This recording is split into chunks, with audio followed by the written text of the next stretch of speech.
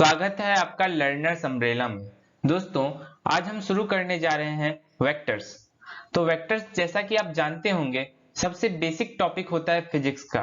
तो अगर आपने वेक्टर्स को स्ट्रॉन्ग कर लिया तो आने वाले टाइम में आपको फिजिक्स में कोई तकलीफ कोई परेशानी नहीं होगी।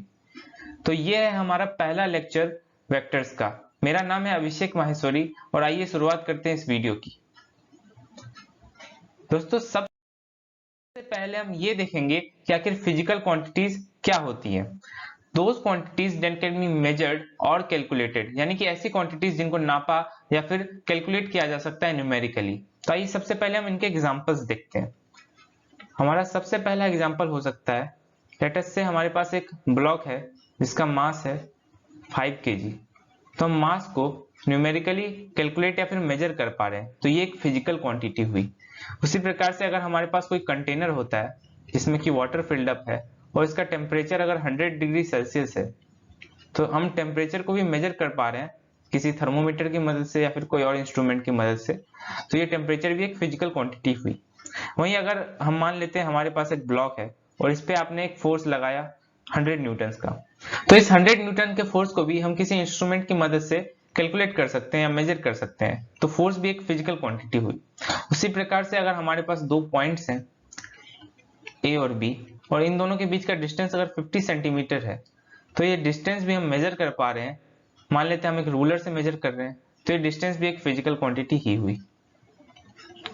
तो दोस्तों, फिजिकल क्वांटिटीज को दो तरीके से क्लासिफाई किया जाता है। पहला होता है स्केलर्स और दूसरी हमारी होती है कैटेगरी वेक्टर्स की। आइए सबसे पहले स्केलर्स को देखते हैं। Those quantities that have magnitude only are called scalars, यानी कि ऐसी क्वांटिटीज जिनके पास सिर्फ मैग्नीट्यूड होता है। तो ये मैग्नीट्यूड क्या होता है? मैग्नीट्यूड मतलब कि numerical value. Numerical value numerical value यानी कि नंबर होता है बस, और कुछ नहीं। तो स्केलर क्वांटिटीज के एग्जांपल्स क्या हो सकते हैं? तो हमारे पास बहुत ही अच्छा एग्जांपल हो सकता है मास।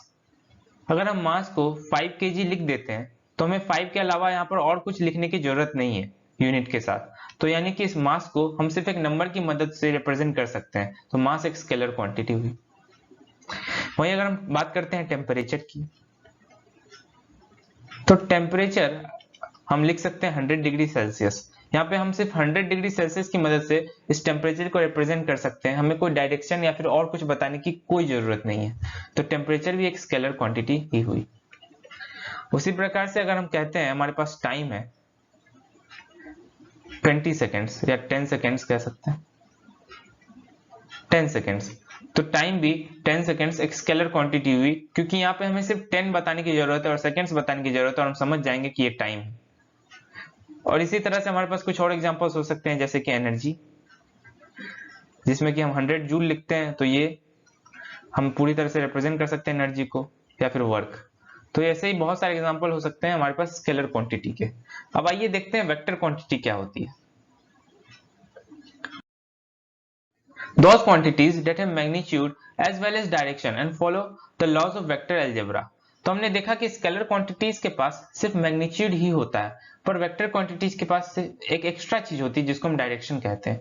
और हमारी वेक्टर क्वांटिटीज नॉर्मल अलजेब्रा को ना फॉलो करके वेक्टर अलजेब्रा को फॉलो करती हैं। तो ये वेक्टर अलजेब्रा क्या होता है, ये हम आने वाले टॉपिक्स में वेक्टर्स के ही देखते रहेंगे। तो इसकी फिक्र अभी आप मत करिए। वेक्टर अलजेब्रा बस इसमें कुछ नहीं होता, इसमें सब्ट्रैक्शन होता है वेक्टर्स का, एडिशन होता है, मल्टीप्लिकेशन होता है, सब कुछ होता है नॉर्मल अलजेब्रा की तरह, बस रूल्स थोड़े डिफरेंट होते हैं। आइए वेक्टर क्वांटिटी को मैं एक एग्जांपल की मदद से अच्छे से समझने की कोशिश करते हैं। तो हम कहते हैं हमारे पास एक पर्सन है जिसका नाम राम है और उसका एक फ्रेंड है श्याम। राम को अपने फ्रेंड श्याम के घर जाना है। उसे ये पता है कि श्याम का घर उसके घर से 5 किलोमीटर की दूरी पर है, पर उसे ये नहीं पता है कि अपने घर से निकलकर वो किस डायरेक्शन में जाए तो उसे श्याम का घर मिल जाएगा। तो निकलकर किसी दूसरे डायरेक्शन में चला जाता है और इवेंचुअली वो श्याम के घर तक नहीं पहुंच पाता है। तो यहाँ पर हम देख सकते हैं दोस्तों कि अगर राम को डायरेक्शन पता होती तो आराम से वो श्याम के घर पहुंच जाता। यानी कि हमें यहाँ पे डायरेक्शन की बहुत ही जरूरत है यहाँ पे। तो इस क्वांटिटी को हम एक वेक्टर क्वांटिटी कहेंगे, क्योंकि इस क्वांटिटी में हमें डायरेक्शन की जरूरत पड़ रही है। इस वेक्टर क्वांटिटी का एक स्पेशल नाम होता है जिसको कि हम डिस्प्लेसमेंट कहते हैं। डिस्प्लेसमेंट। दोस्तों आइए देखते हैं एक और एग्जांपल हम वेक्टर क्वांटिटी का। हम कहते हैं हमारे पास एक रॉक है जो ये पॉइंट ए पर पड़ी है और हमें इसे इस पॉइंट बी तक लेकर जाना है और हमें एक 100 न्यूटन्स का फोर्स लगाना पड़ेगा इस पॉइंट से इस पॉइंट तक लेकर जाने में। तो क्या हम इस फोर्स को किसी भी डायरेक्शन में लगाकर इस रॉक को ए से बी तक पहुंचा सकते हैं? जी नहीं दोस्तों, हमें एक स्पेसिफिक डायरेक्शन में ही फोर्स लगाना पड़ेगा 100 न्यूटन्स का, ताकि ये रॉक ए से बी तक पहुंच पाए। तो इस क्वांटिटी को यानी कि इस फोर्स को भी हम वेक्टर क्वांटिटी ही कहेंगे। उसी प्रकार से हमारे पास और भी एग्जांपल्स हो सकते हैं वेक्टर क्वांटिटी के, जैसे कि वेलोसिटी।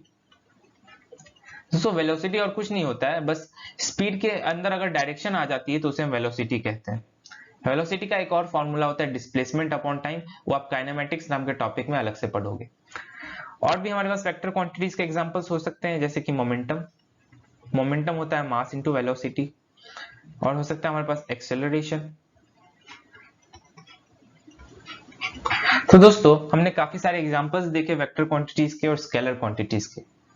आने वाले वीडियोस में हम वेक्टर क्वांटिटी से जुड़ी और भी कुछ बातें जानेंगे और वेक्टर को बहुत ही डीपली समझेंगे और न्यूमेरिकल बेसिस पे भी हम इसको स्ट्रांग बनाने की कोशिश करेंगे। तो दोस्तों उम्मीद करता हूं आपको ये वीडियो पसंद आया होगा। इस वीडियो को आप जरूर से जरूर लाइक करें और हमारे चैनल को जरूर सब्सक्राइब करें।